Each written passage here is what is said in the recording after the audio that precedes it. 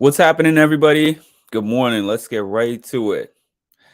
So, before this page started to gain traction and get subscribers, I had a segment on here that I called Let's Keep It Real. I think that I might have only done 2 or 3 episodes of that. And it's something that I have decided that I want to bring back. And I'm going to explain a little bit of why and the concept before I even get into the topic. So, when I was working with my life coach 3 years ago now, time flies, she talked to me about an 80-20 rule where she indulges in 80% positivity, 20% negativity. And for me, um, I don't adhere to that really strictly. I should.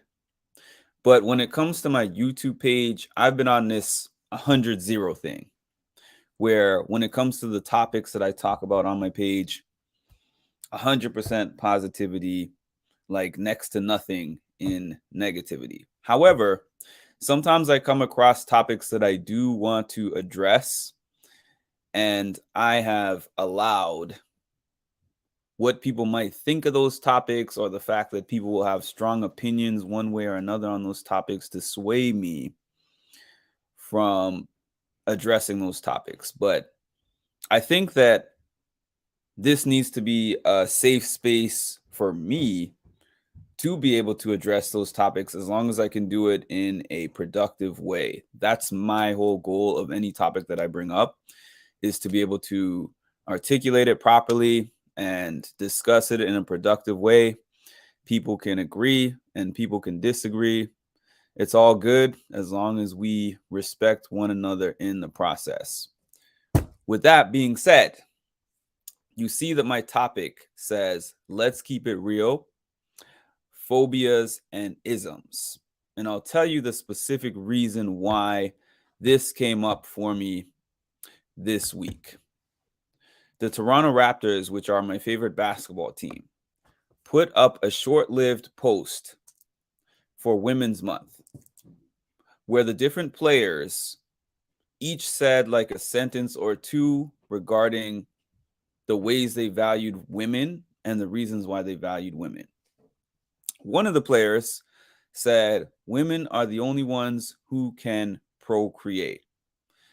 And I was watching the video and I actually did not see anything wrong with it. But then I saw a post that said people are outraged about Toronto's Women's Month post because it missed the mark. So I went through the comments to find out why. A consensus among some people was that the post was transphobic. And I was confused by that. How is it transphobic? So the reason that is being given is that the post was transphobic because it doesn't acknowledge the fact that trans men are also capable of giving birth, not just women. So I said on the post, I don't really understand. You can say that it's not all inclusive, but I don't really understand calling it transphobic. So when I look up transphobia, the definition I'm seeing here is a collection of ideas and phenomena that encompass a range of negative attitudes, feelings, or actions towards transgender people or transness in general. Transphobia can include fear, aversion, hatred, violence, or anger towards people who do not conform to social gender expectations. Now, is it a possibility that this player or somebody in the team or people in the team could be transphobic? Yes, it's a possibility. But in this specific instance, A plus B does not equal C. That is a jump and this is a reach. And this is something that I feel happens in this era too much. That people are looking for a reason to drop that label.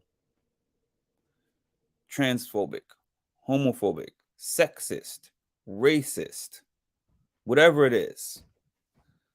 They're looking for a reason to drop the label. Because if you see all these people that were talking to me on that particular post and responding to me, the ones that were opposed to me anyways, they were calling me transphobic for saying that I don't find that statement to be transphobic.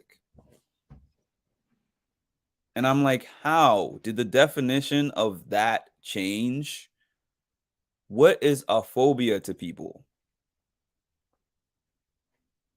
I'm literally not understanding how you can say that somebody saying women are the only ones who can procreate is automatically considered transphobic. And I actually said on the post that I feel like some people are so divisive. They're so quick to look to label somebody that they're doing more to hurt the cause than they are to help it. Now, let's say somebody has a Freudian slip, or let's say somebody says something that is ignorant. And it seems like we keep circling back to this all the time. Somebody says something that is ignorant. What do you gain out of instantly dropping an ism or a phobia on them and being like, let's shut down this person, silence them, and make sure they're never able to have a platform or a voice again? What happens? So if that person was not at heart intending to be that person that you're labeling them as, now they are going to remember that somebody from that specific or particular, let's say, marginalized group didn't let them have a chance to explain themselves and didn't give them a chance to learn and grow. So now maybe they're like, I don't mess with those people anymore. It's like racism for me. I could label everything that somebody who's not of my race does to me that I feel is some kind of injustice as racist. Oh, this person cut me off in line. They're racist. This person spoke over me, so they're racist. I'm not quick to drop those labels on people. I need proof. I need evidence. And then the other thing is that nobody wants to say is that we all grow up with certain biases. Our perception of the world is based upon our upbringing, where we grew up, the people who we grew up around, sometimes religious background, where we went to school. You know, all of that stuff plays a role into our experience and our perception and our perspective. And sometimes you might say something that comes across a certain way because you just don't know better. That's how the people around you were. That's how they talked. That's how they were. Those are the things that you've learned. Even if you're a person who's inclusive, loves everybody, respects everyone, and believes in equality, that could still happen.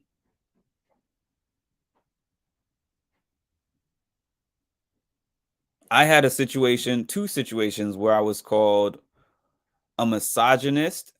I had one where I was called a sexist. And like I said, in this example that I'm using now, I was called transphobic. And none of those things were actually true. Now, could you make some kind of technical argument that things that I said in those cases could have fallen under one of those categories? Possibly, but you'd have to try really hard. And the thing is, when I was trying to explain myself in all of those cases, the people were not trying to hear my explanation. And it's like you could look at somebody's whole body of work. You could see who they are all the time and be like, maybe I should just talk to him on the side and be like, hey, I don't believe that this was meant this way, but it possibly could look this way. So maybe next time you could say it this way. I would have no problem with that. But it's like we're so quick to drop those isms and phobias on people. And sometimes it's unjustified. And I think that in the world that we are in right now, people are fighting for the wrong things. People are fighting for the right to political correctness. You're not allowed to say this way. You're not allowed to say this way. You're kind of doing a version of the oppression that you faced.